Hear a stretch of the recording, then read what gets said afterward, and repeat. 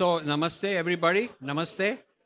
I have a few important persons to give you 1 minute each. 1 minute each. Where is Tahir Gora? Tahir ji, aap aaye. Where are you? Come, please come. So he is a Pakistani, born in a Muslim family, but a Hindu. As you might say, wow, that's interesting. So he's a very hard, tough activist against Pakistan with human rights and so on. He runs a TV station in Canada, and we are very good friends. Please explain what you do. So my name is Tahir Gora Chawla. I worked with Tariq Fatah in Lahore. And Tariq Fatah and I started a YouTube channel in 2010. When I was working with Tariq in Lahore, the city, I was born in Gangaram Hospital in Lord Ram City, Lahore. I was living in Krishnanagar. My dad has a shop in Jain Mandir. I used to hang with my friends, journalists and writers in Lakshmi Chowk. This was in Lahore. This is a Lahore. But unfortunately, all these names are still there. So Tariq and I used to find a single Hindu in Hindu city. We could not find. So then Tariq left Pakistan, went to Saudi Arabia. I stayed back there. Then later on, I joined BBC. I worked in Soviet Union at the time. And back home, we used to travel both. We couldn't find Hindu there. We couldn't find a mandir in its intact shape there. So I'm the witness of human rights abuses towards Hindus in Pakistan, the country that was carved out in the name of hatred towards Hindus, in fact. Because the secular Jinnah said, Muslim cannot live with Hindus. I have less problem with the mullahs. I have more problems with the liberal Muslims, starting from Jinnah to Imran Khan. I was the first information secretary to Imran Khan's political party, and I discovered he's the biggest Islamist. So to conclude my words, I would say we need to work in terms of creating awareness to all those Desi Muslims, because the Arab Muslims have no issue with India. Hindi में हम कहते हैं कि मोहम्मद बिन सलमान गले मिलते हैं मोदी जी से, मगर देसी मुस्लिम्स गले पड़ते हैं मोदी जी को. So this is the problem. How to solve this problem? I'm working on it in terms of creating an awareness for Desi Muslims to understand their ancestry. That's the only solution. And Tariq and myself take a pride in terms of creating that awareness at least in a couple 100,000 people. And we'll continue our study.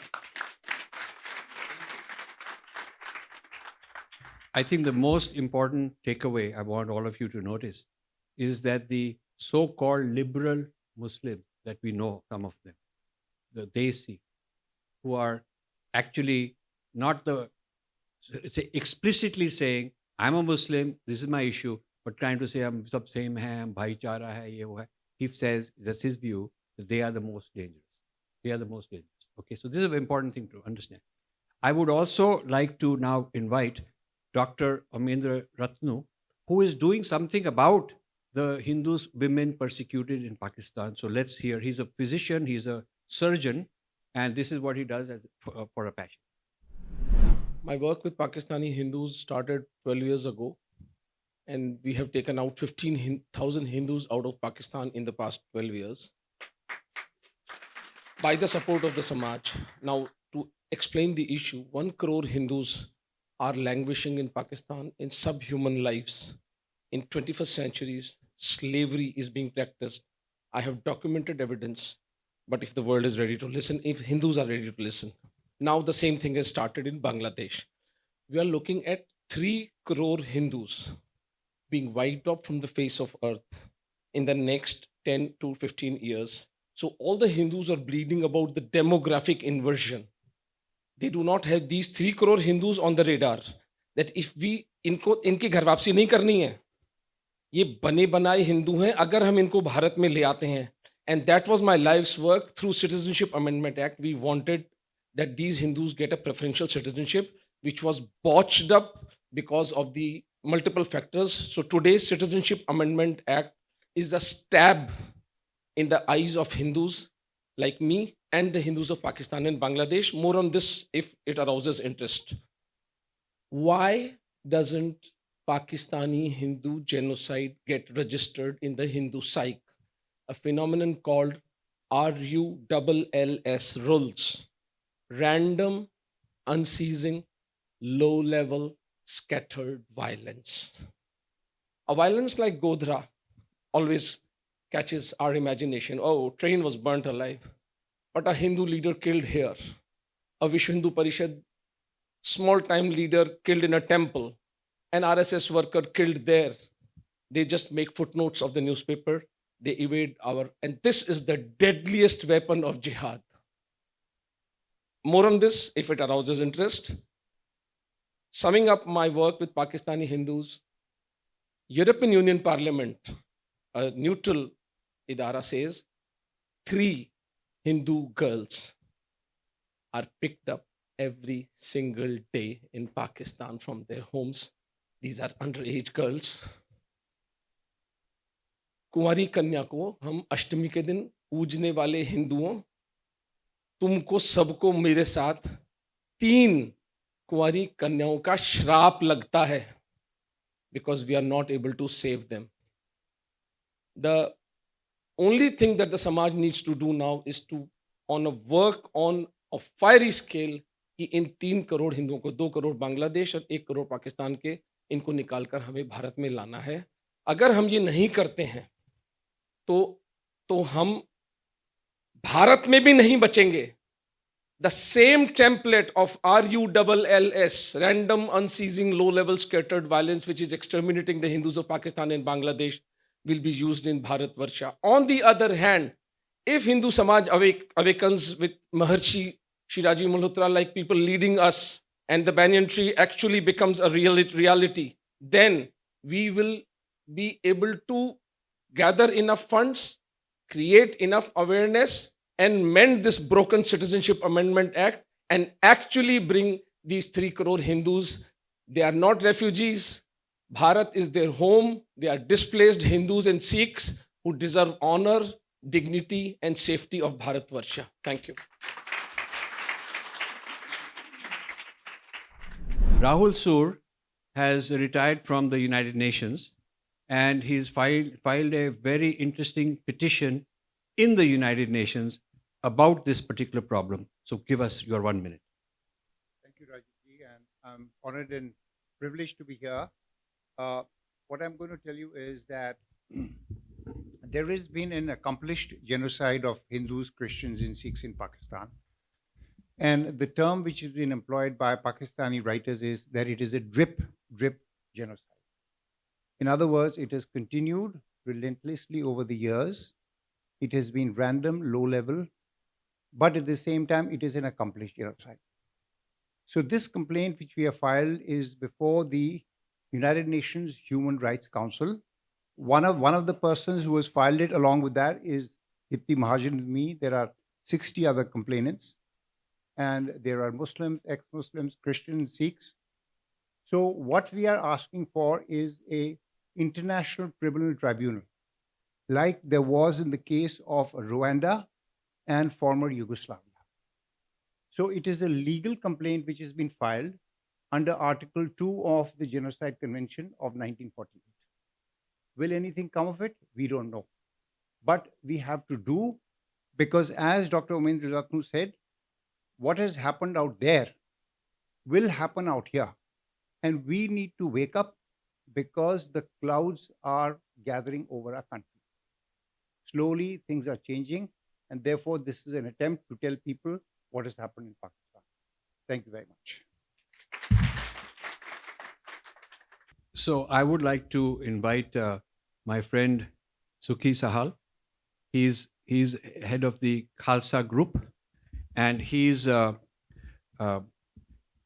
proud Sikh who is trying to unify Hindus and Sikhs, fighting the Khalistanis and getting it back, getting trouble from both sides.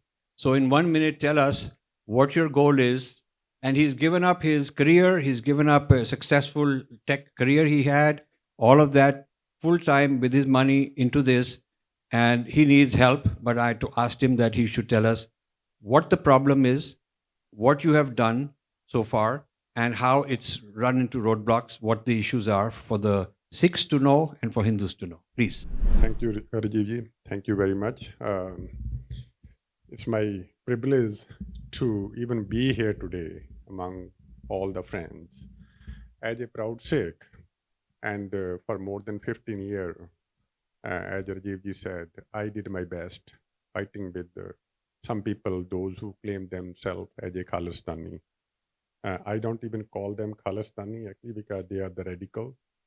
They are very violent people. They are very well funded. They are well supported, not only by Pakistan ISI, but many other organizations, which you can go search my name online, you will see. I'm not a social media warrior. I speak on ground. I go to Gurdwara, I go to Mandir. I went to Australia, tour whole Australia, and I did the 2 event in Chicago. I did the 3 event in Vancouver. I went to Toronto. I went to 4 times last year, 5 times to India to make sure we connect the people. Sikh community is suffering. Sikh community has many more challenges. These Khalistani are not doing any favor to the Sikhs actually, so they are damaging the Sikhs more than anything else. They are not trying to damage the Hindu community, or they cannot do anything to India. India is too powerful. But I am so glad actually, so Bagaya is here, Sumitra ji here.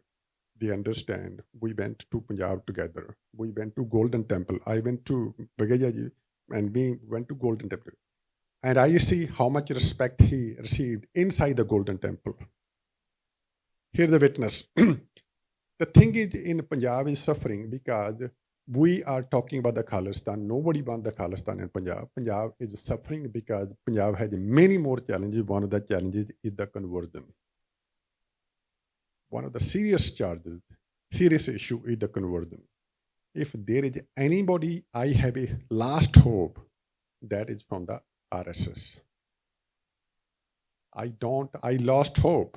I'm a hopeless guy. I spent 15 years. I was looking for desperately help here and there. I felt that I am alone. I could not do it anymore. I gave the education my kids. My daughter went to London School of Economics.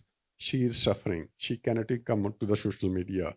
My son, he's a computer engineer. He cannot even come to the social media. Why? Because they also get brutally, like all kind of propaganda because of my activity, what I'm doing for the sake of the Hindu-Sikh unity. My last blood, I will die. My last breath, I will die whatever I could do for the Hindu and Sikh community. This is my commitment to everybody. But at the same time, at this moment, I don't have any resources. But we are like, whatever the respect I'm receiving from everybody, I will be there if there's anything I can do. Thank you very much. Namaskar, Sat Sri Akal. So now we go overseas, and I want Richa Sinha. So Richa is in the medical field. She's has many clinics. I think she's a dentist, and many clinics she has, and she's looked after many times in Scotland. But somebody with running all these businesses, but this is her passion. So in Scotland, they have an official representative in the government, and she's for the Scottish government, the Hindu representative, and having many problems. You see, people don't know that problems exist because you're living in your comfort zone, and you don't want to get out of your comfort zone. And you can keep talking to each other, live great life. Ho, I met this guy, I sat next to that guy. Here is my selfie, and I'm big shot here, there. And so you're living in a bubble and a cocoon. And so only when you go out of that bubble and you're able to represent your community in in front of authority, you realize how pushback it is, how much pushback, how much ganging against our community there is, how the Muslims gang together with the Khalistanis and all that, and they keep your issues out, and how you're bullied. So she will tell you what she goes through. Tell him about the latest issues, what's happening. 1 minute, please. Thank you. So when Rajiv ji came 2 years back, it was a whole set of different issues. All of you know that the Hindu phobia motion has been passed in the Scottish Parliament in the last few days. It's been doing the rounds. So I'll talk a little bit about that particular challenge.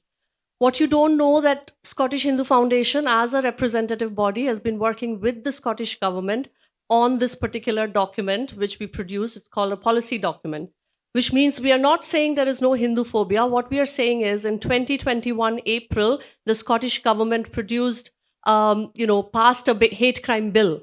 When this hate crime bill came on to the consultation stage, we realized that Hindus did not have a say in it. The police did not know what Hindu phobia is. The Justice Service did not know what Hindu phobia is, who Hindus are, how to legislate. So we started our campaign on Hindu phobia, and we've been doing it slowly in the last couple of years. Some dishonest and bad actors came and they have done a premature motion. The motion that's been rejoiced all around the world, what people don't know is a motion that has been passed by a party which has actually just come in power. When if they had just waited 6 months, a year maximum, we would have had the ruling party, SNP, to put that motion out, and it would have gotten more support.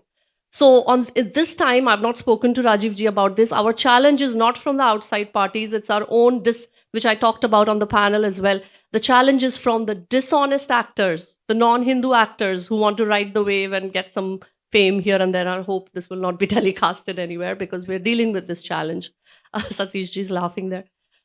So the problems, as I said before, they keep changing. When Rajiv ji came, there's a different set of problems where Hindu Support Network had done some events and there was a push back from the local evangelical and other issues that were going on.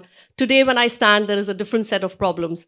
The Banyan Tree Initiative gives me so much hope. Because of this, when I came, we had two choices. What do we do with this particular situation that has been thrust upon ourselves? So we thought, okay, right, let's ride the wave. This is out in the news. And today I had an interview with Sri Ayar ji. I'm speaking to Vibhuti Jain ji. So because of this Banyan Tree Initiative, we are riding the wave. We're educating what is a motion, where we are with it. Satish ji is going to help me, spread the word in Republic. Vivek ji, you're listening. So I would like to speak to you about this as well. But together we can make a difference. But there is the enemy is within, the enemy is outside. We just have to look out for each other. And thank you, Rajiv ji, for letting me speak here. Thanks. See how many intellectual Kshatriyas we have spawned. Okay, this is an amazing thing. So I want to bring Pandit Satish Sharma, my friend in England, who's hosted me many times. He's a fighter on many levels, taken me to the British House of Parliament multiple times, Oxford multiple times, and so on. So please tell us some of the issues going on in the UK and that people here ought to know about. Jai Shri Ram to everybody. I'm sorry I didn't hear that. Thank you very much.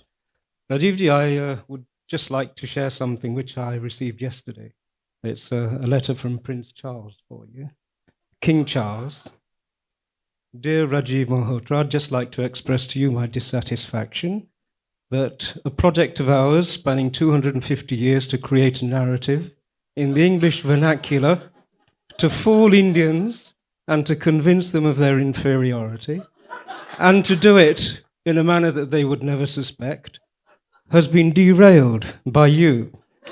So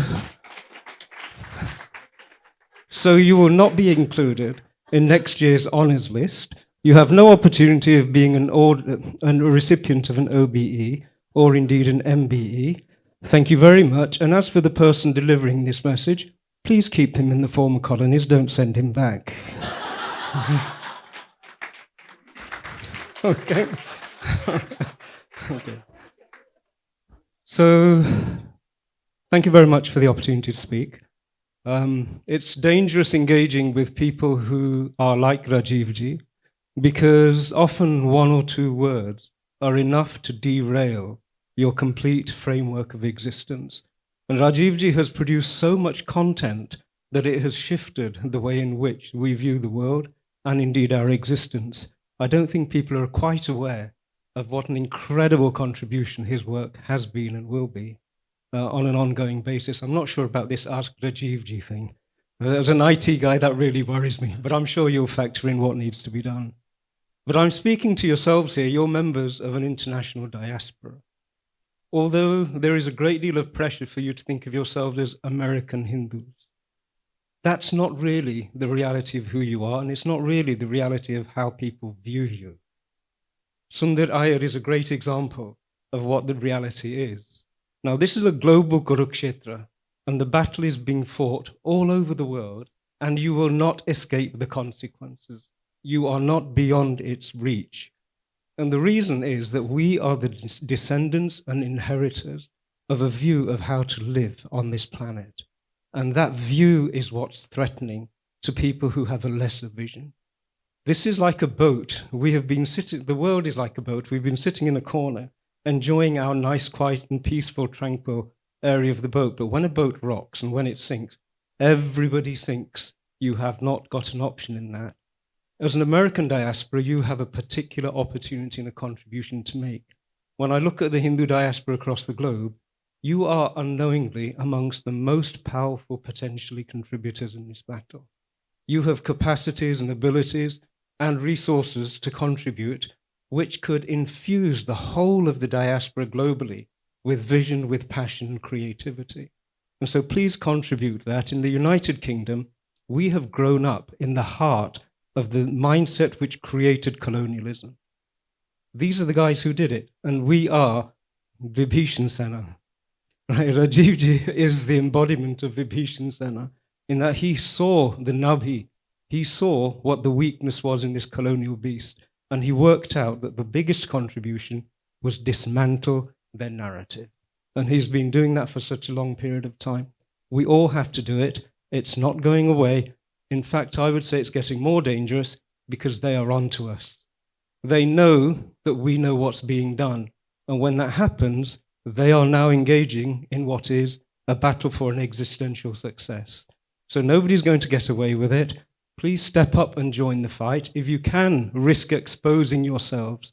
If your family is happy to say, yes, we will allow you to step up and risk everything, go ahead and do it. But if you can't, support those people who are doing that. They desperately need your support. Please give it to everybody who is taking a risk. Rajivji, thank you very much. My namans to you.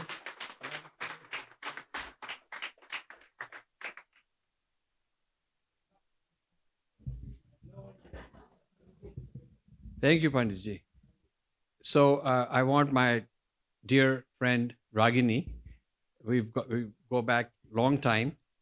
She's been helping for a long time, and then she said one day to me that I am actually going to do a PhD on your book at the University of Toronto. I said, okay. And then she did it. And so that's part of the academic world, and she had to go through a lot of process. And so now she's fighting a whole lot of fights, so many fights. Tell us a little bit about what your fights are. No, I feel a little emotional because Rajivji has really changed my life. I was a very timid kind of person. And it's true. I didn't have the voice. I didn't have the framework. I had the fire in me. You're right about that.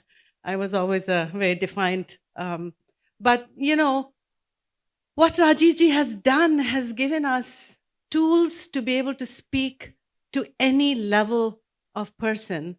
Today, I was on the WhatsApp group, and one very important temple person had posted, Happy Easter to everyone. You know, and I'm like, okay, how do I respond to? And a big explanation about how Jesus was, you know, all this Easter egg stuff. I'm like, okay. Then I think of Rajiv, like I always do. He has provided the foundational of my thought, my framework on how to respond. You know, so I very politely looked up ChatGPT and said, you know what, this is appropriation of pagan, you know, we all know the story. And then I had the cheek to make a post on Moron Smriti. I'm like, there's Rajiv Malhotra is an author, and he calls these kinds of posts Moron Smriti, and here's the description of it. And I'm not calling anybody a moron. So, the challenge for us is in our daily interactions, where each one have been provided by Rajivji, incredible array of frameworks. And that's this Rajiv Malhotra school of thought. Rajivji, was I the one who has been pushing you continuously that we need to make this, because this changed my life as it has changed, I'm sure, all of you, and that you're here. I want to thank you. It is no way, when I was planning, I thought about love story, when, Lulu sings to Sir with love, and I would have liked to sing it to you, but I can't. But this is from where I come from. You took me from crayons to a stage where I can talk about a forest and a desert. I mean, how did you get me there? It's fabulous, and I'm so grateful. Until the day I die, I will be repeating his words. Thank you, Rajivji. You're such a hero.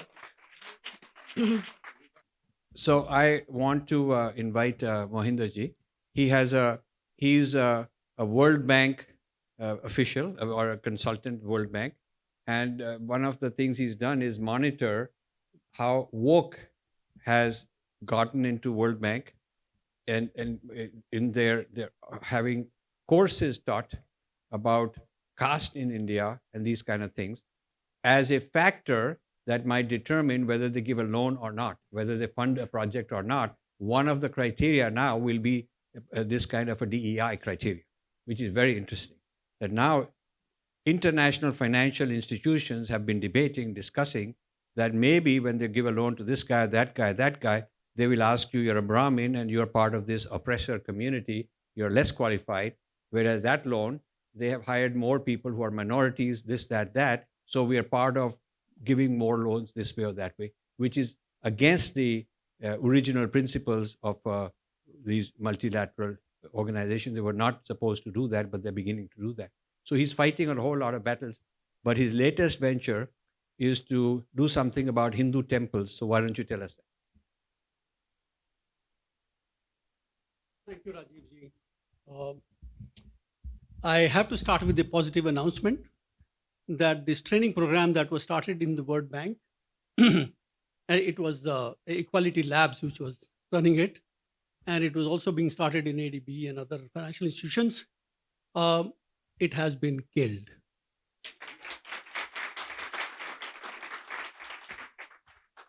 Because in the World Bank, as a staff, you're not supposed to be fighting against the policies of the institution. But I wrote to all the board of directors who represent 192 country governments in the board. So I wrote to them, took up that issue with them and argued, learning from my guru, Rajiv ji, as to how to argue, which I did. And finally, the World Bank agreed that that was a wrong thing to do, and therefore that was completely stopped.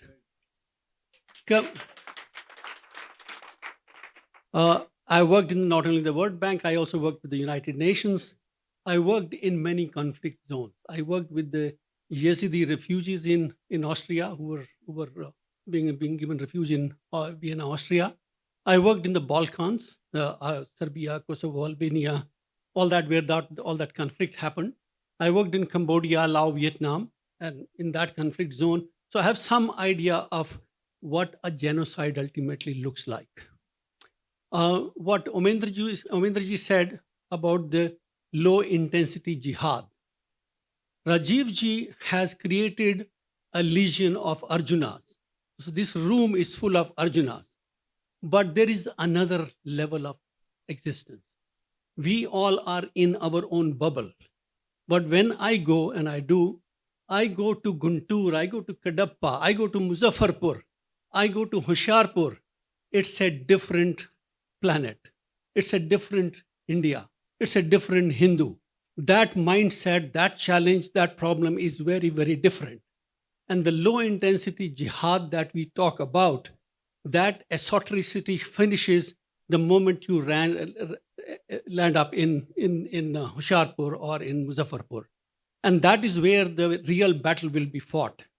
So that is why we are creating this global Hindu temple network. We are connecting all the temples into a network of immediately being able to share credible information, create that awareness, and create a platform for collective coordinated action. So the first responder, when the jihad starts, the first response will be from that local community. And that local community needs to have the capacity to be able to stand up and fight before the state will intervene, sometimes which it does not. Unfortunately, state does not intervene. We have surrendered our monopoly over violence to the state, but the state sometimes is unwilling, unable, or sometimes complicit, and therefore will not protect you. So you have to first stand up and protect your family and yourself, and that will happen at the local community level. So that is why we are creating this network where the temple, when I say temple, it's a temple community, that they can stand up in mutual support of each other, and we create this micro level ecosystem of volunteers in the temples by a pin code or a zip code, so that that becomes a mutual support system, and then you can stack it up.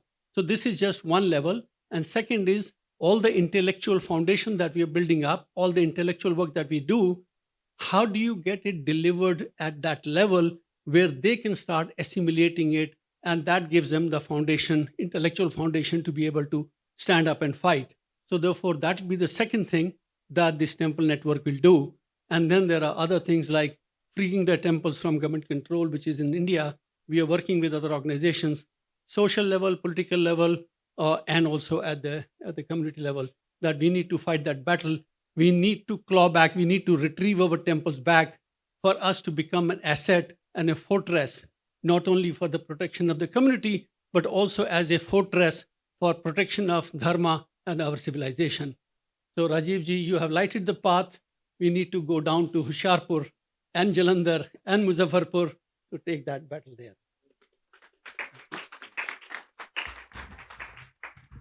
So what he's doing is the temple banyan tree kind of thing, putting these temples together at a very local level to support network, because they're isolated. Something happens here, no other temple even knows. Who knows? Whereas the others are networked. Some little thing happens here, the whole community of the other kind, they all mobilize instantly because they're networked. But we are not networked. We're kind of isolated. Everybody doing their own thing. So this is a very important thing. So I want to invite Sri Ayar, and then Kundan, and then Aditi. Thank you so much, Rajiv ji. And I'm looking forward to the 60th anniversary of Infinity Foundation.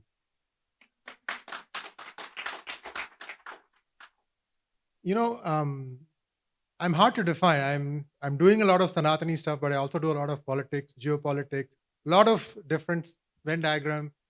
Everything comes towards inside. In the middle, I'm a sanatani at heart. I don't know how many of you know this, but Ravan was a Brahman, and when Rama killed him, he had to do prayaschit. It's called Brahma Hatya. And this Brahma Hatya, you have to essentially go and pray to Lord Shiva and say, I have sinned and I want to do paschatap. So prayaschit. So he did it at 3 places. We all know that it was at Rameshwaram. That was the first one. But there's a second place where he went and did this. Kanchipuram, in a temple, Ekambareswara temple. There's a Sahasra Linga, that is 1008 lingas. The main linga is about that high, 3 feet high. And there are 1007 small lingas. And he did prayaschita there also. Many of us don't even know this thing that Rama had to do prayaschit. So these little things I pick up here and there, that's what I share. I need your help because I'm now into 3 languages. I hope to do few more languages. And I'd also like to help Rajiv ji in whatever little way I can. Thank you, sir.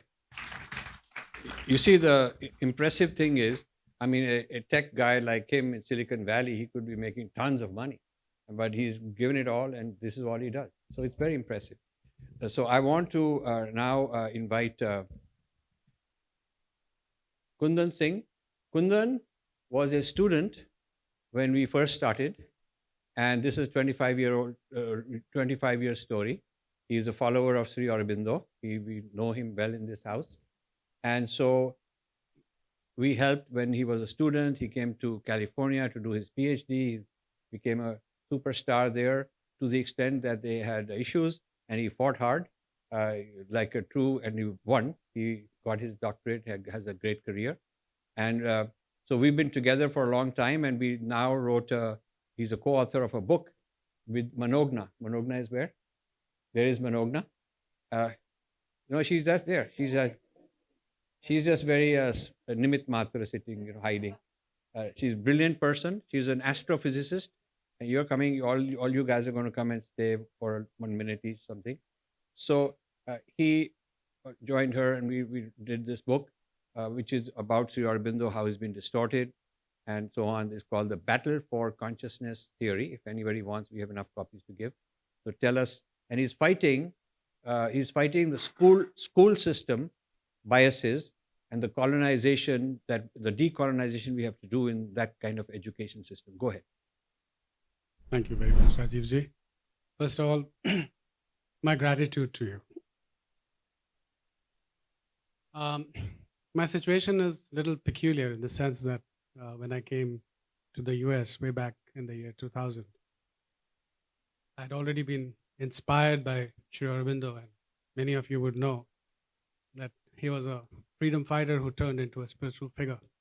But even when he turned to spirituality, he did not abandon his love for India and the quest for the transformation of the world. That's a very long story. Almost right after I came to the US, I was put in touch with Rajivji. And Rajivji at that point in time ran an e-group on Yahoo. And there were conversations that were happening, multiple conversations with regards to the problems that assailed India. And, I think it was around that time itself that, that the conversation around breaking India had already started. While growing up in India and as a student at Delhi University, I was very apolitical, so I was not very familiar with the issues. Those conversations really helped me in order to come to tune with what was going on. And very soon, the difficulties and the battle started. It's a long story. Maybe someday, maybe on one of the channels I will talk about it. One of the first people that I took on was Angna Chatterjee. She was a professor at the California Institute of Integral Studies. And the entire establishment came right after me. And so I was able to handle that. They gave me a lot of trouble when I was writing my dissertation on Sri Aurobindo and Swami Vivekananda and Sri Ramakrishna. By the grace of the divine, I would say that I survived that as well. Much later, I got involved in this textbook battle, and along with Krishna Maheshwari, I wrote a book called Making Children Hindu-Phobic, which has been published by Infinity Foundation, and it was Rajivji who inspired us to publish that work because it was predominantly written to raise awareness of the problems that exist in the curriculum and take the issues to the parents of the Indian American children. I followed that up with an academically researched book published by Palgrave Macmillan called Colonial Discourse and the Suffering of Indian American Children. I put in 4 years of rigorous hard work to basically expose the roots of the problems that we face as Hindus. And interestingly, I was speaking to Richa Ji yesterday and told her that the person who concocted this discourse and institutionalized it was a Scottish person by the name of James Mill. I'll very quickly, talk about what the problems are. It's an issue of massive projection. We all know about the kind of Brahmin phobia and Hindu phobia that we suffer. Now, this individual, while he was writing on Brahmins, he was actually talking about his experiences that he had with English clergy in the UK. When he was talking about the Kshatriyas, he was actually talking about his experiences that he had with the aristocrats. When he was talking about the Indian Rajas and our monarchical system, our taxation system, he was actually writing about that system which he wanted to expel and transform in Britain. So it's a very interesting expose that actually needs to be looked into. And, I have very limited time. But I would like to say that this association that I have had with Rajiv ji has been extremely fruitful and beneficial.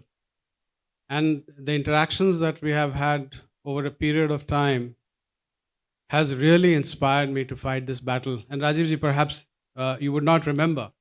I'm a professor. I teach at a regular accredited institution called Sophia University. And in one of my courses, I used your book, Being Different, for 3 quarters. We have a quarter system.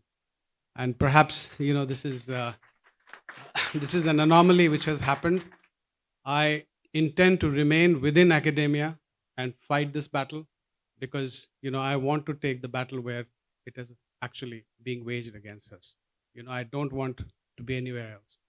Right within academia, face it and transform it like so many others have done. So thank you very much.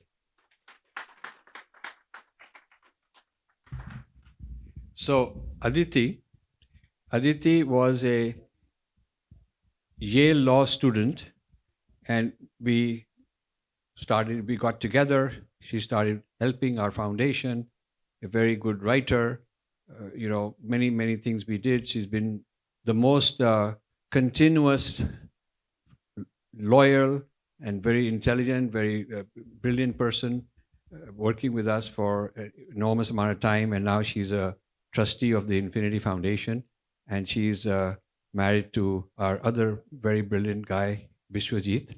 And so now she's an author. She writes fantastic books. So I wanted you to tell the group who don't know too much about what Infinity does, what the issues are, what is Hindu phobia, what the battles are. And you as a lawyer really know how to put it all together. So give us a little bit of that. So it's interesting. I was actually talking to Bishwajit about this earlier, that when Sangeeta ji was putting together her documentary, and I would listen to all the recordings of the interviews they were doing, and I was supposed to give one, and I said, I'll give one. I never gave one. The reason I didn't is because sometimes some things and some people are just too meaningful that it's difficult to put into words. And I'm actually glad I'm speaking about it here because this house actually holds many special memories for me when Indrani ji and Rajiv ji have graciously hosted me and other people for meetings, retreats, special occasions where we just talk and not talk, listen to Rajiv ji and have our minds changed by him. So I think it was about 20 or 21 years ago, I'd written an article on being a Hindu American and a Hindu American identity. And someone had left me a comment saying, I've written a few articles, you may want to look at this. And someone by the name of Rajiv Malhotra, I'd never heard this name before. And it was in the days of Sulekha, so I read the Sulekha articles. And I was just glued to my laptop screen reading these words because I was, how did someone understand this experience I've had, which I've never had words for, growing up in this country, being a Hindu, but being shamed for being a Hindu and not being able to be Hindu publicly, and not being able to open a Hindu Students' Council chapter in my university, facing this misconceptions about Hinduism from my teachers. And when I challenged them, they'd say, I've read 3 books about India. How dare you question me? And here was this person, and people call Rajiv ji a scholar, but a scholar is someone who reads and researches. And what Rajiv ji does is he's an original thinker. He goes back to first principles. He deconstructs, dismantles thoughts and assumptions and puts it all together again in the right way. And no one else that I know in our times has been able to do that. And when I read it, I guess in, some people would call it a hallelujah moment. So maybe it's for me, it's a Hare Krishna moment. When I read this, and it was a revelation, and I said, this person, everything I could find of him written by him on the internet, I read. And then I was lucky enough to meet him in person. And meeting him in person, when I read the words, they were so dynamic and energetic. I thought he must be some very young person. Who is this person? Then I met him. I was very surprised. And and then just talking to him. But you know, the written word is just one part of it, and I was lucky that I was living in New York at that time after I graduated from law school, and I would meet with Rajiv ji, and he would listen, and he was a very patient listener, and I learned so much from him. And I know there were days when there'd be a lot of conferences and seminars and meetings, and he would be the keynote speaker. And afterwards, everyone would gather around him. There'd be 10, 20 people who just wanted to listen to what he had to say. And I would just sit there quietly and I would listen. And there's such a privilege in having someone above you, having an elder who knows and understands and fights the fights. And you can just kind of witness this. And it was a privilege just to be a witness and then a follower and then a small part of his movement. And everyone has already covered his works and all of that, so I won't do that. But I will say, one of the things that many people don't know is how selfless and giving Rajiv ji is, how many scholars he's personally funded without making, a big brouhaha out of it. And many times I would come down, we'd have breakfast or coffee, and I would just be marveled. He would just talk about the work that he does, 18 hours a day, year in, year out, writing, not just writing, fighting the fights, the unpleasant things, the things where you have to take the flack and you have to be criticized sometimes by our own people for, and just doing that because of principle, because of conviction and all of that. And so much I've learned just about that, about the tapovala that goes into that. And what I will say is, when I think about the future, and I think, when I'm in my days and I look back on my life, what will I think about? So I'll want to make sure I've done my dharma by my family, by my parents-in-law, and others. I want to make my guru proud. I want to make Sri Krishna proud. And part of me will say, to the extent I've done any work for dharma, would Rajiv ji be proud of me? And so I really owe a lot to him. And he's been one of the most transformational people. And I don't use this word lightly, but gurus in my life. And I will stop there.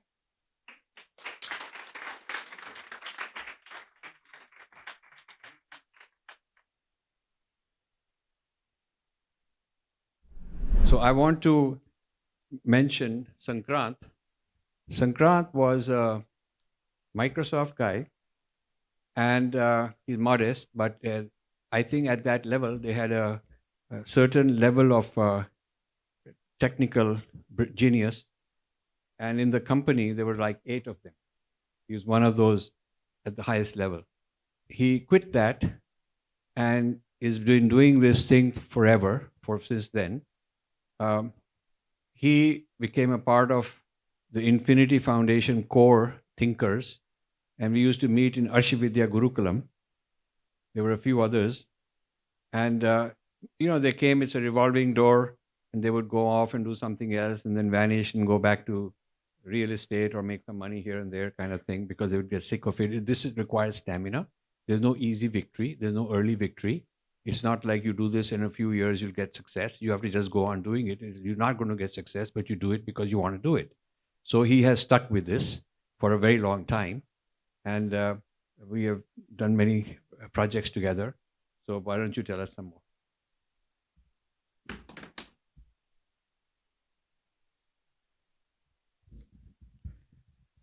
Thank you, Rajiv. And when I was driving here with Rahul, I was mentioning to him, there is this public persona of Rajiv, where Rajiv is this bulldog, scary fighter in the public.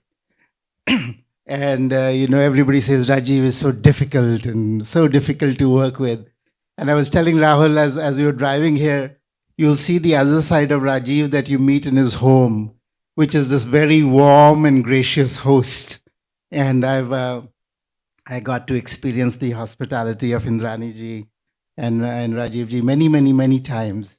I would sometimes I'd just have a layover in New York, and I'd say, Rajiv, I'm only here for 8 or 10 hours, and I'm just going to come and I'm going to have a beautiful meal and sleep, and I'm going to go back and catch my flight. It's like, yeah, come, So we just get together like that. But it started I think when I read an article of Rajiv's and Sulekha about Wendy Doniger, it was, and Wendy's children. And it turned out, I had actually recently quit Microsoft, and I quit Microsoft because I was like, there must be other things to do than just kind of climb the corporate ladder. I could see where that path led to, and it was fine. There was nothing wrong with it. But there was a feeling that there was something different also that I could do with my life. And I think Rajiv's articles kind of sparked some of that. And then I went back and looked at Encarta that my daughter was reading, and I realized that the article on Hinduism was complete alien representation. Like, I couldn't relate to nothing that the article had said about the Hinduism I grew up with. Like they had a description of Holi being this blood ritual, and just all kinds of bizarre things. And lo and behold, I look at who wrote the article, and it was Wendy Doniger, who had written that article in Encarta. So I figured Rajiv was up to something, So, and that kept kept getting this pull from Rajiv. And some people know that I started this publishing house called Garuda about 8 years ago. But the inspiration for that was actually a slide that Rajiv had made one time, where he talked about this. There are these people who are producers of knowledge, and then there are all these channels of dissemination, whether it's the media or the publishing houses, and then it goes to the bottom layer, the consumers of knowledge. And he said that we don't, as Hindus, we don't own the institutions. We don't own these channels. We don't own the institutions. And that was one of the big inspirations to actually start Garuda, where we needed to have institutions to tell our own story. I remember the first time the book we published was Invading the Sacred, actually. That was the first book. I think there was 3 or 4 of. Yes, exactly. Krishnan was and Aditi were the editors and the force behind putting it all together. And there were a number of essays from that. Exactly. And there was the what is that, Ganesha's trunk, Paul Coltrite. So we had I think there were 3 or 4 essays from me and a bunch of Rajiv's essays and Krishna essays. All of this was put together, and that time finding a publisher was not easy. And I know that Rajiv and Rupa finally published it, but we had to kind of really convince them that this was worth doing.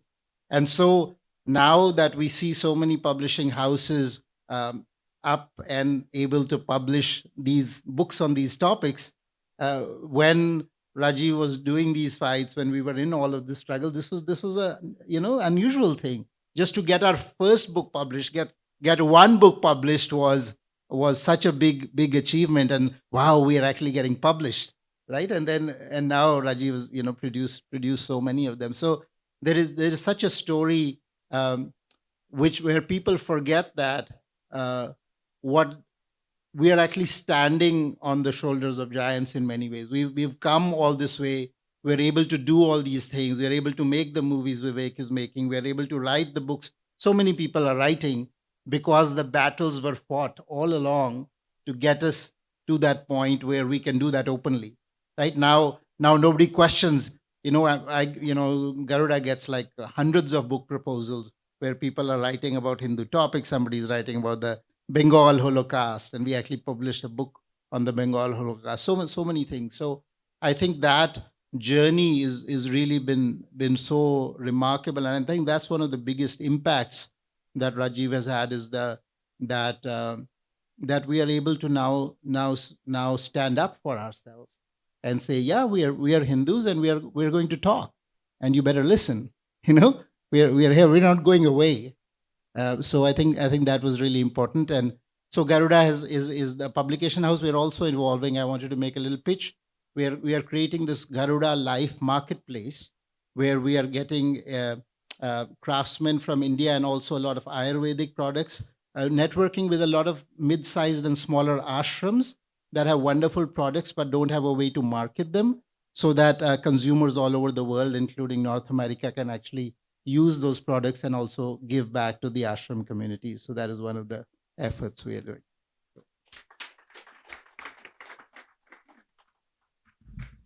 I have a few more people to call. So I am going to, I want Suhag to talk about Hindu American Foundation, which she brought a very interesting photograph when 23 years ago in their apartment in Philadelphia, they invited me to brainstorm this idea that they were going to launch this Hindu American Foundation. So I was there. Aditi was also there. We showed this photograph because she came as part of the Infinity Foundation, and we helped this HAF get launched. And after that, I want Sunil Shuran from Canada to talk about his ideas on how to train intellectual Kshatriyas. I did a course there in Toronto, and he wants to scale it into a product and make a big thing out of it. Namaste. I'll start with a story. I have an undergraduate degree in religion, and this was in 1989 that I was reading authors like Wendy Doniger, Sheldon Pollock, Michael Witzel, and I remember raising this issue with other Indian professors on campus that I'm reading things that don't reflect at all what I know, my tradition, and my community to be. And then, this is before the internet, and then Sulekha hit the internet. And I remember my husband as well, who also studied undergrad at the University of Florida, had kind of faced these same types of narratives. And we felt heard because we were told to keep our heads down because you want to go on to graduate school, you want to go to medical school, you don't risk that. So I want to say thank you for giving voice, because our community was really focused on STEM and not on the humanities. No one knew that these narratives were there that then influence how the media represents us, how our policymakers see us. And that was nearly 30 years ago, and we still are facing so many of those challenges. We started the Hindu American Foundation 23 years ago. We are an education and advocacy organization. Our education efforts focus on improving K through 12 curricula. We've slowly but surely improved the curriculum in 8 states with a training program where we train public school education teachers and administrators on how to teach about Hinduism in more accurate and representative manner. That's an impact of millions. We have a lot of work to do still. The other piece of our work is our advocacy work, where we are facing issues that affect our well-being as Hindu Americans in this country. And I know we talk a lot about the woke left or the radical South Asian progressive, and that absolutely is an issue, but we're also faced with Christian nationalism. In the last year alone, we have fought about 80 pieces of legislation, or at least worked on 80 pieces of legislation, over a dozen of which are seeking to insert Christian hegemony into our public schools, where Bible study would be mandatory. The public display of the 10 Commandments would be. So these are the types of challenges we're facing on one side of the spectrum. And the other side is one that I know many of you are familiar with, and that is the institutionalization of caste. It's coming across on college campuses, it's happening in corporations, and it's happening at the local and state level. When we talk about this is an issue that has been used to shame and blame us as a people. So to get people to feel brave enough to go and testify publicly in front of a room full of people who already look at us as if we're backwards or inherently bigoted is not easy. But we've been able to get thousands of Hindu Americans who have come forward to understand that this is probably the greatest civil rights challenge that we're facing as a community in this country. We've become complacent because we are educationally and economically successful. But one thing I want to say is that activism doesn't happen in a vacuum. Swami Vivekananda said, "Arise, awake, stop not till the goal is reached." But sometimes you have to be awake before you can arise. And I think that for so many people that we meet in the community who are willing to take action, that their entry point was reading many of the books that Rajiv ji has written. So for us, it was awake And then we've been able to arise. So thank you for your service to Dharma.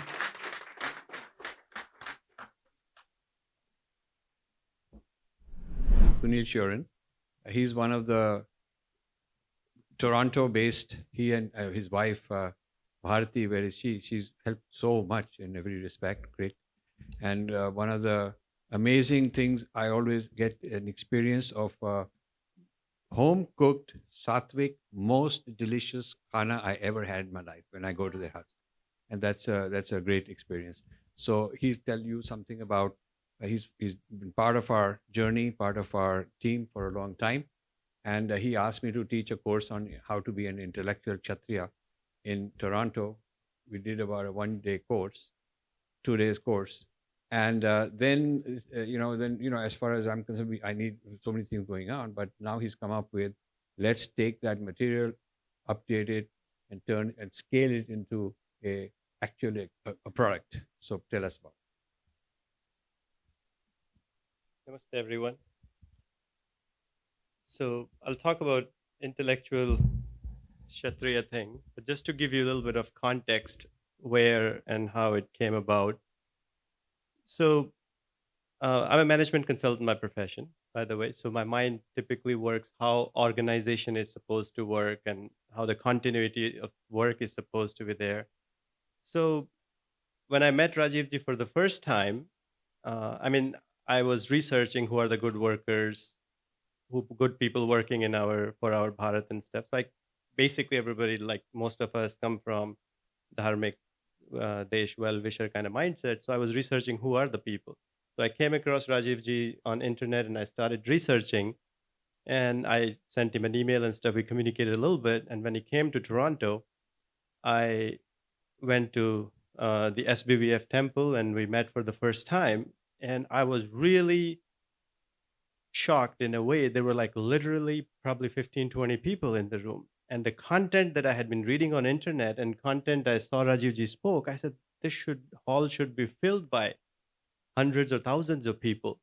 So I asked Rajivji the same question. I said, Rajivji, what's going on? Your content is like world class and I don't see anybody here. He said, well, because I'm not Shah Rukh Khan, so I don't do this. So then I started thinking more and more and I said, oh, okay, if so powerful people who are working on this stuff, if they don't have support, then one of the best ways I could do is multiply their effort by figuring out how I can contribute. So I started thinking of few key people, and Rajivji was the easiest one to work with in a way, because other people who had a little bit bureaucratic stuff and I didn't see much value. So I picked 3 or 4 key people, and Rajivji became my number one person. I said, this is one person I can learn a lot, I can contribute a lot. So a lot of people say he's not so easy to work with. To me, he's been super awesome to work with. I have direct access. I can learn. I can ask questions. In fact, some of the best conversations I've had with him are the spiritual conversations. So it's been great. So thank you for all the advice and great stuff. And then I said, this shouldn't end here. We should very quickly, within a year or so, I said, Rajivji, all this knowledge that you have, we should package it. And that's when I requested about the intellectual Kshatriya. And we worked for a couple of months, and I was thinking I'm going to do a whole lot of work on this and I'm going to do this. And I realized Rajivji did most of the work. For me, it was the easy part of fixing this and that. And then, so my mind always has been, how do we enable other people who are doing the great work? And now, I have taken the initiative. I've done some research on LMSs. I have a little bit of a game plan of how do we take that intellectual Kshatriya workshop. If we just throw it out, it becomes a bunch of YouTube videos. So I'm thinking, make it a proper course. At that time, also, we made it a certification program. But my general idea is, I need to validate a few details with Rajivji, but essentially it's kind of make it a proper certification that people apply for it. We approve it just like somebody takes an application in the school and qualify them. And just like you're applying in a school, you get a certification and we do it. So content is kind of ready. At heart of it is like the 4 paths that we talk about Infinity Foundation work, real scholars or the academicians, or then the journalist kind of thing, or social activists and whatnot, are around 4 categories. We do a quick assessment and which category you fall into, then build a curriculum and then train it. So let's see how we can stabilize it. That's the thought.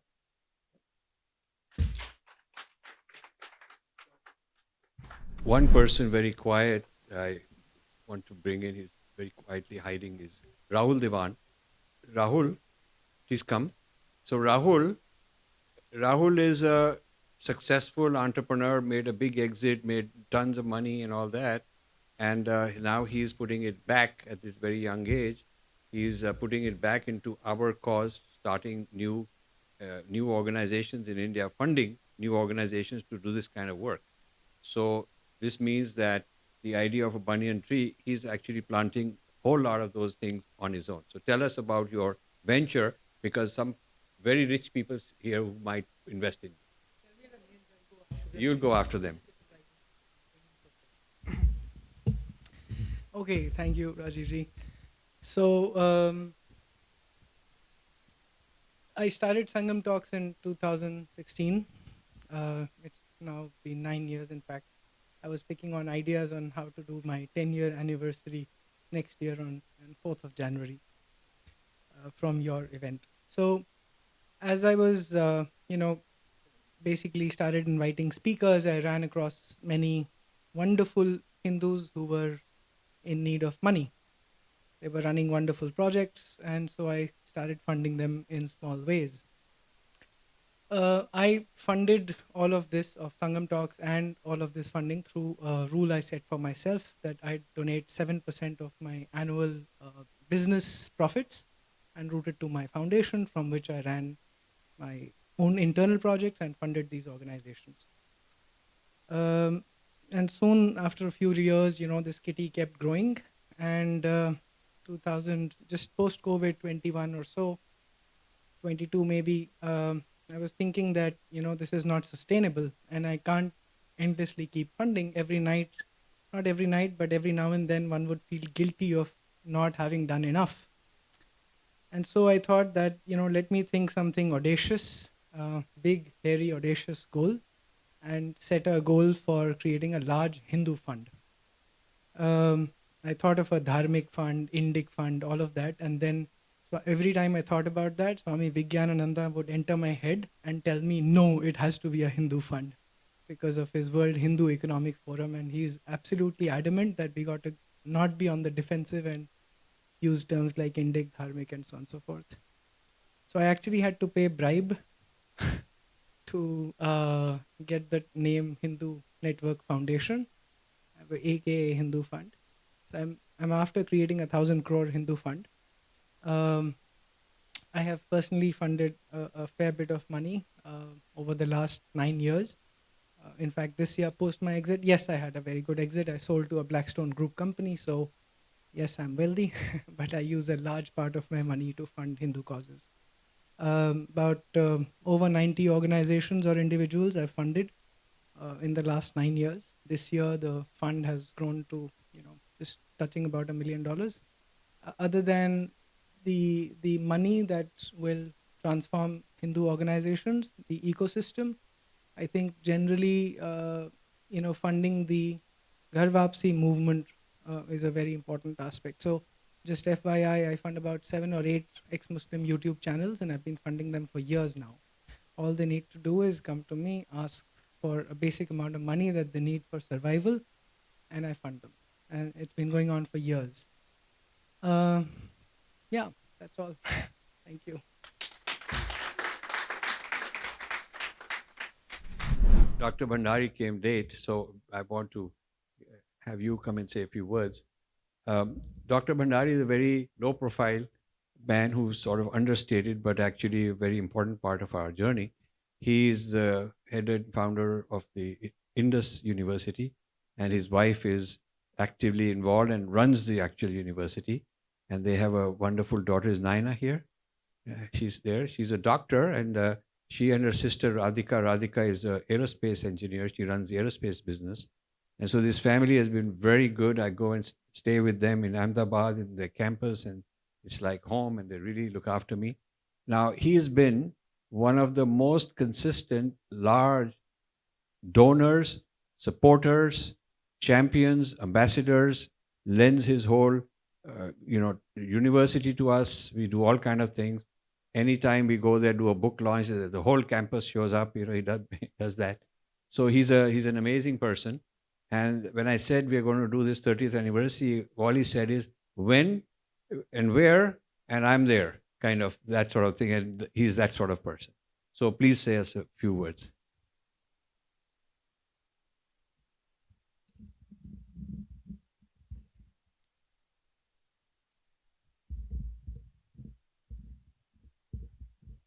Namaskar to everybody. By profession, I am a spine surgeon, and we are running a Indus University since last 19 years in Ahmedabad. I'll tell about something about our journey, how we started with Rajiv ji. About 15, 16 years back, I did not know him at all. And fortunately, I saw one of his talk on TV. And then I was shocked and surprised also what this international forces like Islam, Christianity, and communist are. I mean, they are enemy to each other on at international level, but in India they are working together to finish the Sanatani Dharma. So I got very much disturbed, but at the same time it gave me a lot of clarity what is happening on the geopolitical level. Then after some time I met Rajiv ji in Delhi. I just went with one of my friend and told him that I want to work with you and support you in whatever way is possible. He said me, what do you want from me? I said, I don't want anything from you. I just want to work.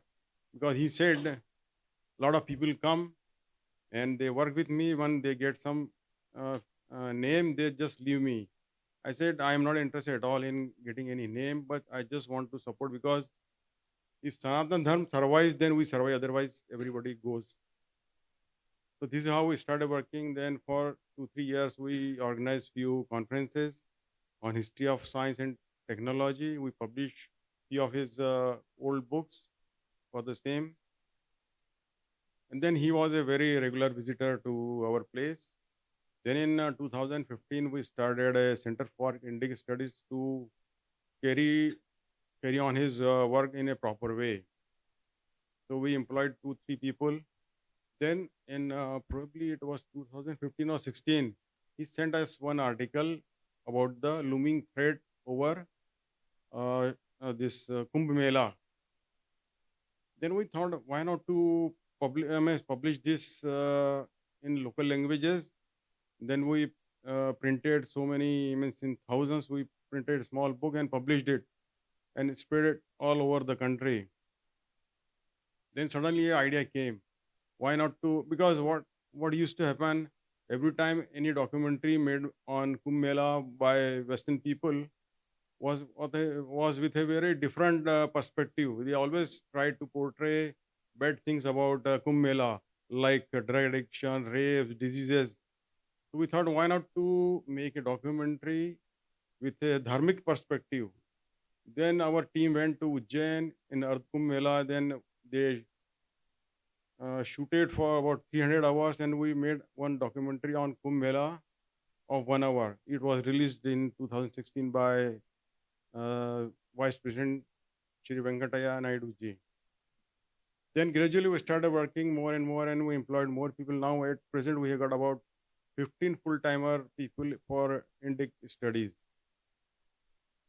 And then I also realized that about 125 years back, Vivekananda ji told about the Sanatana Dharma. Then there was Shri Arvind ji, and then Sitaram Goel ji and Ram Sarup ji. These were the pioneers. Then after that, there was a gap, in which was filled by the one-man army, that is Shri Rajiv ji. And yes, of course, over a period of time, a lot of people joined, and it has become now a big army. And I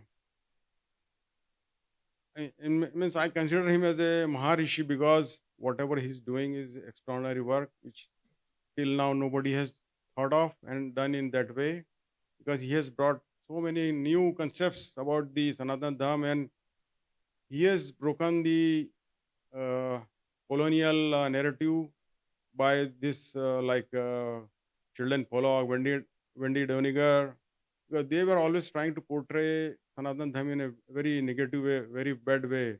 And he has broken all those narratives.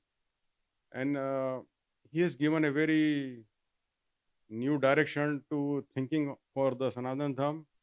And because of him, what I see now, not a single Western Indologist is coming to India trying to attack on Sanatan Dharma. Only local people who are supported by different NGOs and governments from other countries are trying to bring bad name to Sanatan Dharma. But because of his crusade, now all things are getting washed away. And I think he has done a very great service to the Sanatan Dharma. And I think we all should feel indebted to him for his work, extraordinary work. And we always wish him a long and healthy good life. Thank you. Now, I want to finally, I hope I haven't missed anybody, but I want to have for four persons who come from India, please come here. I left the best for last. So Manogna come, Shalini come, Anurag and Shubhadeep come, and you also, Bandari, you also come. So I want each of the, so we decided that we'd showcase these 5 people. She lives in Luxembourg. She's an astrophysicist. She lives in Boston. Charni lives in Bangalore, moved from Pune. Shubhadeep lives in Calcutta. Anurag lives in Delhi. And they have been working, they're full-time in Infinity Foundation. We're nurturing young people. We get them as interns, many of them, and then they help in various ways. And then we put them on the payroll, part-time, full-time, like that. And they do research assistance. You ask them to build the bibliography of this thing, or check all the quotes, or do some editing, clean up the diagrams. And this goes on. And the ones who are good, they keep working their way to writing articles, writing chapters of a book. So they produce some books where they have written all the articles, and then they ask me to write the foreword or the summary, put it together. And then some of them are becoming co-authors of mine. So the idea is to gradually launch them into their own careers, so they become small trunks of the banyan tree and then giant trunks one day. So why don't we go one at a time? You tell us 1 minute each on your story and whatever you want to say. Anything, good, bad, you can say horrible things about me. Now's your chance.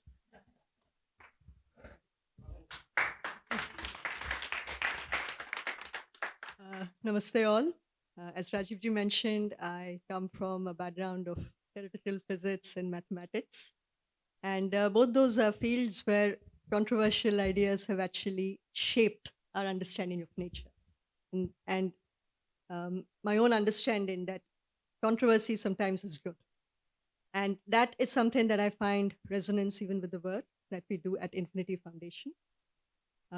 We believe in taking up non-trivial projects which lead to groundbreaking impact. I think that has been a yardstick which has made a huge personal difference to me. My own journey, as Rajivji mentioned, it has gone from being a reader of his work to contributing articles to the conferences that he used to hold, the Swadeshi Indology Conference, and then an editor, and the book we co-wrote last year with Cross Kundan is here. I think the main things that resonate with me is at Infinity, and perhaps one of the few places that we can do in this Indit space, is we produce research which create the frameworks. And these frameworks become instrumental in analyzing the kind of Kurukshetra we find ourselves in today. Whether it is how theories have morphed, sometimes over centuries, and they come up in newer forms. Sometimes understanding what are the players involved, to interpret these and to put them and to give context to some of the happenings that we find around us, these frameworks are essential. So whether it is, I think all of you are familiar, challenging and understanding Western universalism, that has been an example. What we're also doing at Infinity, which particularly excites me, is that we also help create toolkits which act as solutions for others within the field. And a classic example of that is how we have taken Sanskrit non-translatables as a very important project for us. This involves spotlighting Sanskrit as a language and adopting it as is within our everyday communication, within our technical communication, and overall giving it the main respect that it deserves as a vehicle of our Samskriti.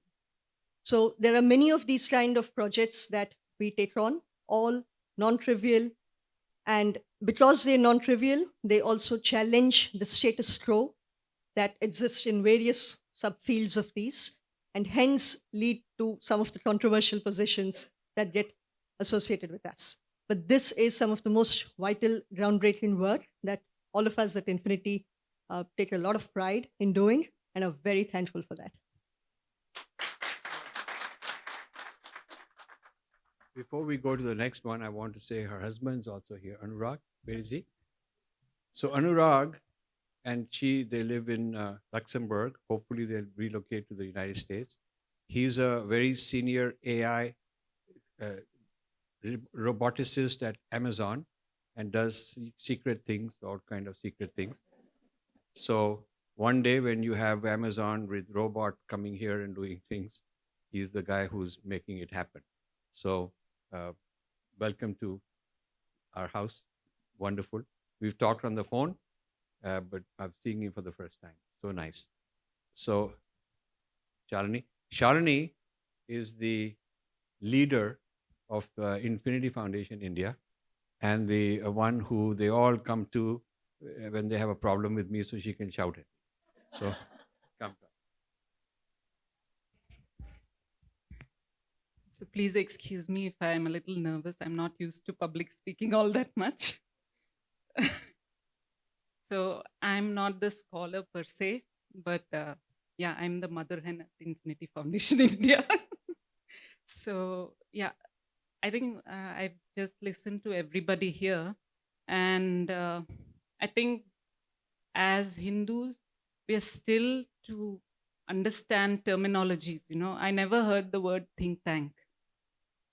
So I think these are terminologies that are very important and we should learn them because they are institutions used by the West for propagating narratives.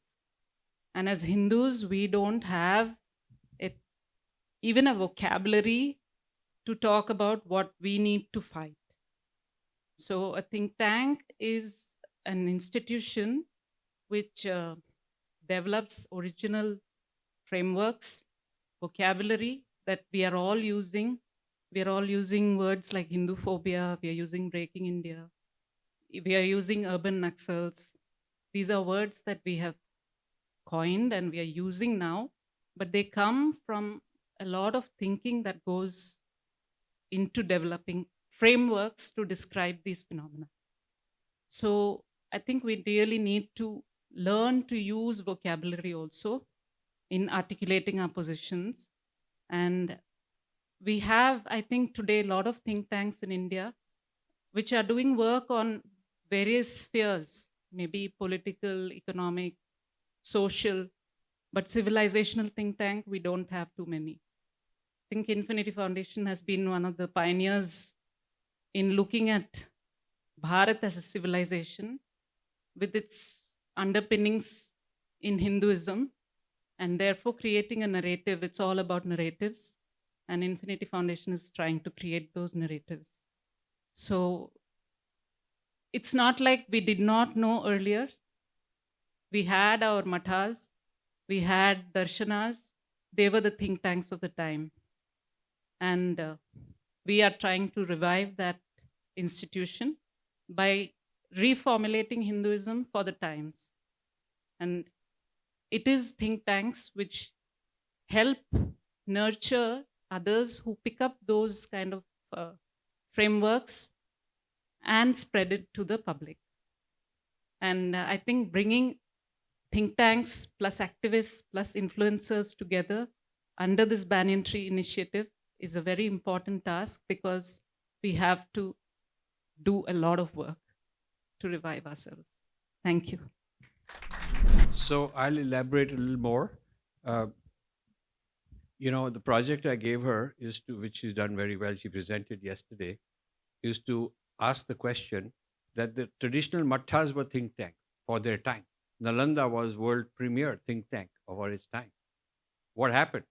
And now we have think tanks in the West, and they are the ones bringing Carnegie Institute to India, Ford Foundation to India. So we're actually importing think tanks, getting more colonized, because now they are the people training, and our kids are very proud that I have a job in this American think tank, and they're learning the American way of thinking about us. So what happened between the old matthas and now? Why is it that our think tanks are frozen in time? They will teach you about old stuff, but they're not teaching you about current issues. And what is that happen? And we are filling that space. And one of the things she didn't mention is we have done a whole lot of Swadeshi Indology conferences, and she's the person who organizes the conference, puts it all together, gets a lot of speakers and so on. So why don't you come next?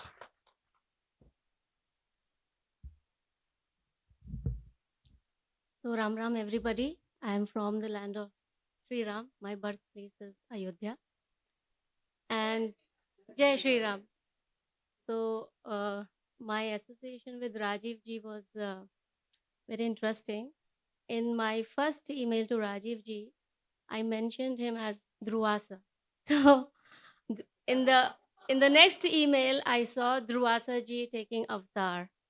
So, but the message is like, in all the Shastra, in all the Dharma Shastra, if we read about Dhruvasa Rishi, whomever he has given so-called shrap. Shrap is not curse. So whomever he has given shrap has been turned into a vardhan for that person. So for me, all his teachings and advices became vardhan for me.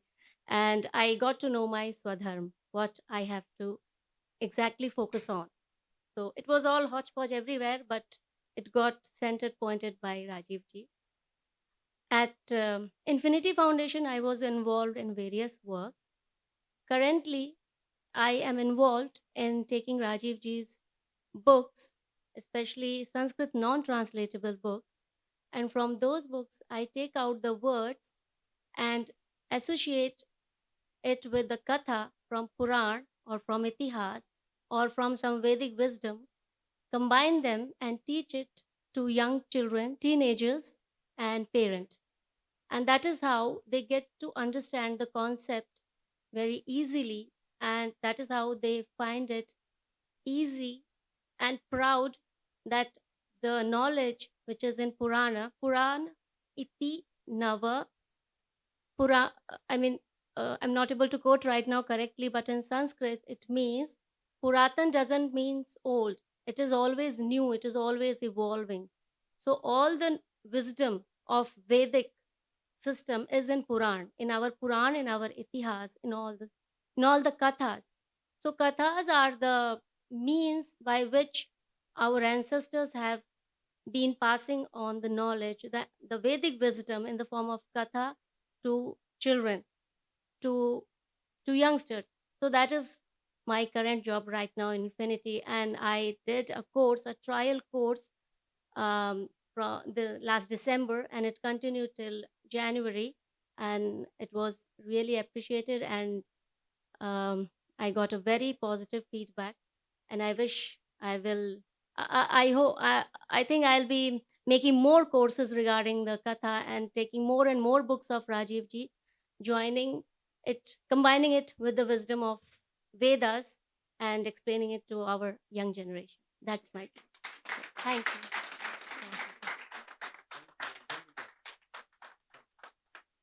Anurag. So we want to finish quickly. because we have a 5-minute video on how to get rid of Rajiv through AI. And then we'll have dinner. Jai Shri Krishna, Radhe Radhe everyone. So I will not take too much of your time. So as we have heard in the evening earlier that many people have their story when they were doing something and then they suddenly quit, inspired by Rajiv ji. So my story is also similar. To give you a brief background, I am a graduate from IIT Bombay and I was working with British Petroleum. And also I suddenly decided that I should do preparation for UPSC to become an IAS officer. And when I started reading history, I realized that a lot of things like because I come from a family of traditional acharyas, so I found that there are so many things that are wrong. And I was wondering if anyone is talking about it.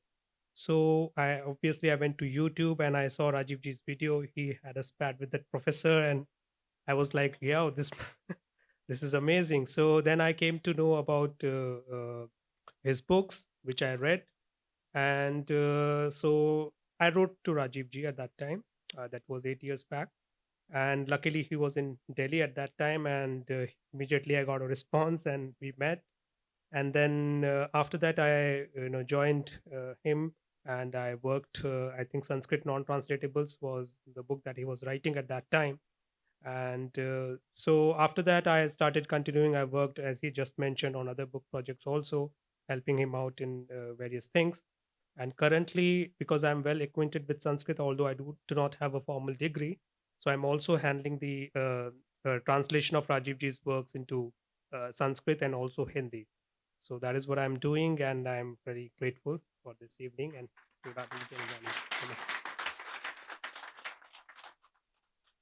He's a very modest guy. He has a B.Tech and an M.Tech. He could make a huge career in the tech industry today, but this is what he wants to do. And he's also really into Krishna Bhakti and a good guide if you want to go to Vrindavan, and he'll tell you all about it and so on. So Shubhadi, please. Namaste, everyone. So I am not your typical scholar, and I hope you don't mind me referring to these notes I just prepared right now. So I'll start by saying that I am a non-vegetarian. I'm not a vegetarian, and I'm not religious also, and I don't go to temples. So your questions might be, "Yahan pe kya kar rahe ho fir?" If you're none of these. So I'll explain that. That is my journey actually. So I considered myself an atheist as I grew up, and I still consider myself an atheist, but the definition has changed, and it changed because I started reading Being Different. So there's a chapter called Sanskrit Non-Translatables, which talks about the fact that God is not the same as Ishvara, and Dharma is not the same as religion. So I'm still an atheist in that I reject God, the Judeo-Christian idea of God. I reject that. I don't believe in Allah or Jesus, and I also reject the idea of religion, but not Dharma.